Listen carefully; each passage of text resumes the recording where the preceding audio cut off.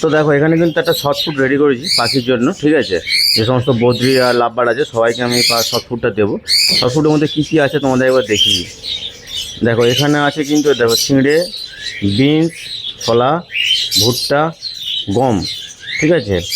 আর এখানে আছে গাজর, আর এর সঙ্গে একটা মানে একদম ম্যাশ করে দেওয়া আছে কাঁকরোল, ঠিক আছে। এই 3-4 রকম আইটেম এর মধ্যে দেওয়া আছে, প্লাস এখানে ক্যালসিলাস, অমনিবিট দুটো মিশিয়ে দেওয়া আছে।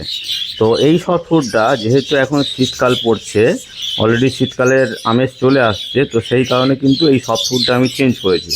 এটা শীতকালের জন্য সব ফুড, গরমকাল বা বর্ষাকালের জন্য আলাদা সব ফুড হয়, যেগুলো আমার চ্যানেলে ভিডিওতে দেওয়া আছে, সেগুলো তোমরা দেখে নিতে পারো।